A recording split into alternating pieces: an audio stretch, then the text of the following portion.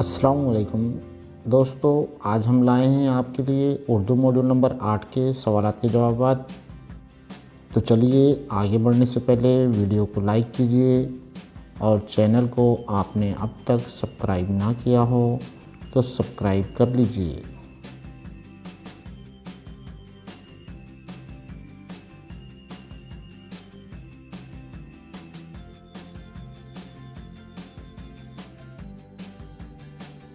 مہاراشٹر کے اساتذہ سرچ کریں گے MH_M8۔ کرناٹکا کے اساتذہ سرچ کریں گے KA_8۔ اگر آپ کسی اور ریاست سے ہو تو اپنی ریاست کا کوڈ _8 اس طرح سے سرچ کیجیے۔ ماڈل نمبر 7، 8 اور 9 مہاراشٹر میں یہ کورس 20 جنوری سے 3 فروری 2021 تک مکمل کر سکتے ہیں، اور کرناٹکا میں یہ کورس کرنے کی مدت 16 جنوری تا 31 جنوری 2021 ہوگی۔ دوستو، اس ماڈیول میں بھی اگر اپنی سمجھ کی جانچ کی سرگرمی اوپن نہیں ہوتی ہے تو بیک کا بٹن دبائیے اور اگلی سرگرمی مکمل کیجیے۔ تو چلیے اب دیکھتے ہیں ہم اس ماڈیول کے سوالات کے جوابات۔ تو آگے بڑھنے سے پہلے ویڈیو کو لائک کیجیے اور چینل کو آپ نے اب تک سبسکرائب نہ کیا ہو تو سبسکرائب کرنا نہ بھولیے۔ پہلا سوال، درسیاتی توقعات اور آموزشی محاصل کے بارے میں کون سا بیان درست ہے؟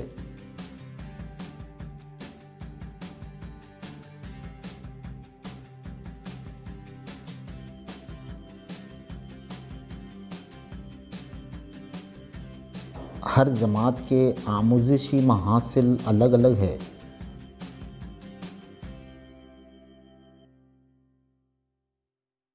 پہلی اور دوسری جماعت میں EVS کا مطلب ہے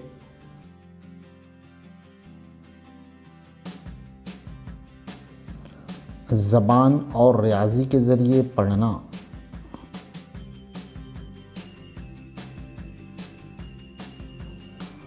ابتدائی سطح پر EVS کی تدریس و آموزش کے مقاصد میں ان میں سے کیا شامل نہیں ہے؟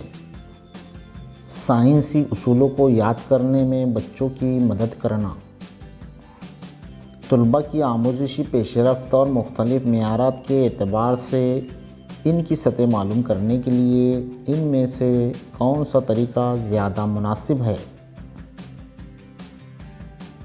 جواب، روبرکس۔ ماحولیات کے تحفظ کے لیے 3 R ہے: ریڈیوس، ری یوز، ری سائیکل۔ کمی، دوبارہ استعمال، دوبارہ قابل استعمال۔ اس کا انگلش میں جواب دیا جانا چاہیے تھا۔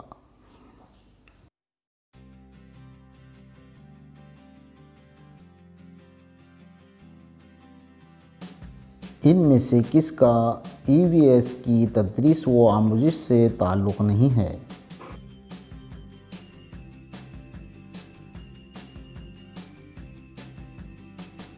ہر بچہ اپنی درسیات خود بناتا ہے۔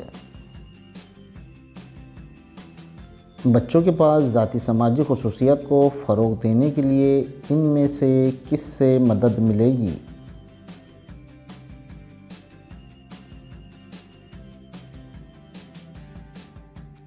جماعت میں اجتماعیت اور تعاون پر مبنی آموزش کا فروغ۔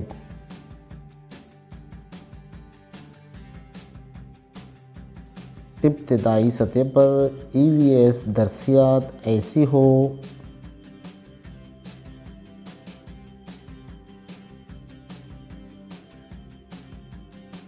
آس پاس کی چیزوں کو جاننے کے مواقع فراہم کیے جائے۔ ماحولیاتی مطالعہ ان میں سے کس کو فروغ نہیں دیتا؟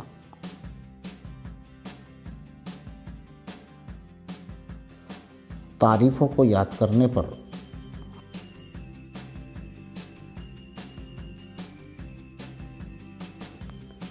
NCF 2005 کے مطابق EVS کے بارے میں کون سا بیان صحیح ہے؟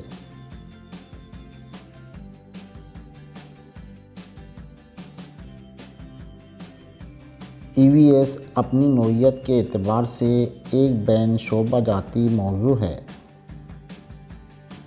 چلیے ملتے ہیں اگلے ویڈیو میں۔ جانے سے پہلے ویڈیو کو لائک کیجیے اور چینل کو آپ نے اب تک سبسکرائب نہ کیا ہو تو سبسکرائب کر لیجیے تاکہ آپ آنے والے سبھی ویڈیو دیکھ سکیں۔